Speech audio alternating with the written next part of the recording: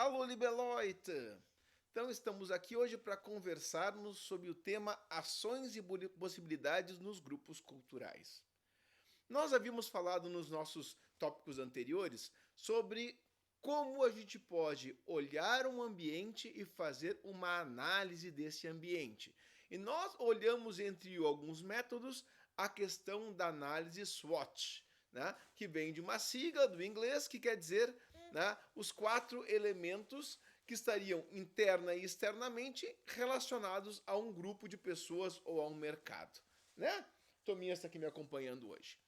E por isso agora nós vamos falar como a gente aplica essas questões aos grupos culturais. Primeiramente, nós temos que destacar um ponto bastante importante. É a questão do diálogo. Exatamente.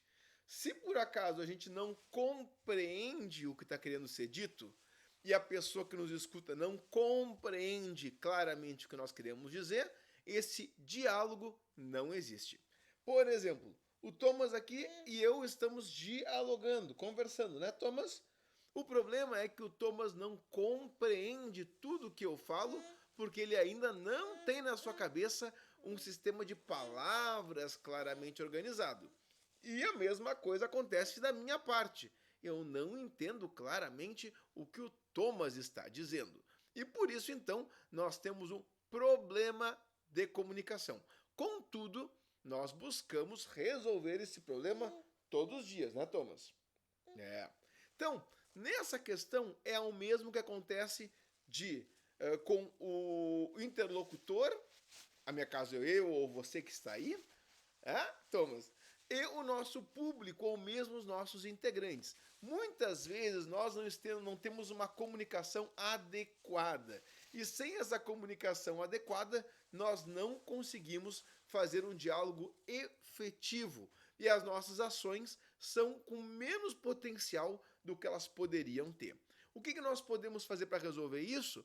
Primeiro ponto é pensarmos no nosso público, sabermos quem ele é e buscarmos métodos para poder fazer um plano claro que resolva o problema.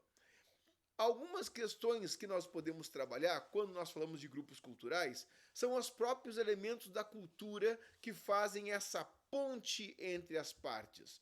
Por exemplo, quando a gente toca uma música ou quando a gente conversa. Exatamente.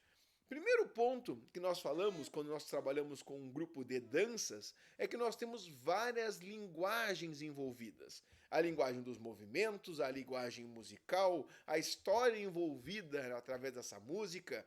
Também temos todo um aspecto estético que, acima da própria história, também falam alguma coisa. E por isso nós temos que pensar que esses elementos vão ser fundamentais para criar essa ponte comunicacional, né, Thomas? De nós dois, né? É? É.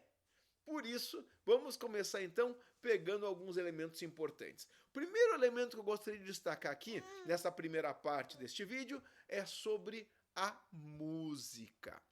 Exatamente. Como nós tocamos uma música pode interferir totalmente na forma que ela é compreendida pelo público. E tocar não é só aplicar no CD ou MP3, mas também como se pode executar a música ao vivo, né, Thomas? O instrumento musical, ele fala com o público mais do que um aparelho sonoro, que meramente tem aquela execução gravada. Quando um músico executa uma canção, uma música falada ou uma canção de uma dança, ele vai exprimir, vai trazer ali, né, a forma como ele vai ver aquele público. É um momento mais solene, é um momento mais animado, é um momento que ele vai poder sentir e trabalhar nos seus dedos, no seu sopro, na forma como ele trabalha aquela dança. E isso muda, porque a música impulsiona a coreografia. Então, uma das ações possíveis para se fazer é a utilização de música ao vivo. Como a gente falou, a inovação vem a partir de coisas que não existem dentro daquela comunidade com que está se usando. Exemplo paralelo. Nós temos uma comunidade que já trabalha com música ao vivo e isso não é mais novidade. Então, mixar músicas gravadas com músicas ao vivo também pode ser uma ação interessante, porque isso vai fazer um cruzamento cultural. Vamos lembrar que cada lugar onde a música acontece há um acento peculiar, há um acento próprio.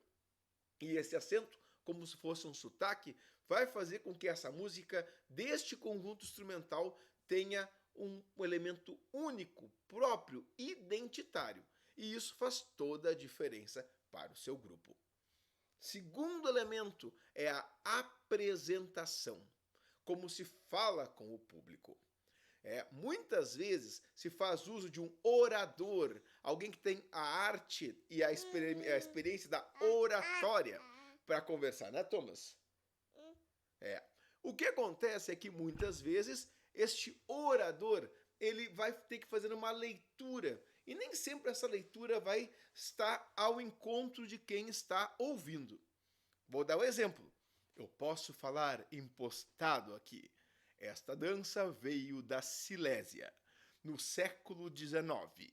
E lá, com os seus grupos, as pessoas festejavam a primavera. Uau, que bonito! O problema é que aonde fica a Silésia? Tempo! É muito provável que mesmo um coordenador de grupo de dança não sabe que a Silésia não é nem na atual Alemanha e muito menos que a Silésia corresponde a alguma coisa que os alemães veriam como um território alemão na atualidade. A Silésia fica na área onde está aproximadamente a Polônia com a República Tcheca, né? E essa relação da Silésia é do pessoal das Silésias que falavam alemão. Então não adianta um orador com uma oratória muito boa, com uma voz impostada, falar aquilo que a população não compreende. A mesma coisa em dizer século XIX, porque século XIX é um termo que as pessoas podem imaginar 1900, ou não, século XIX é 1801 até 1900.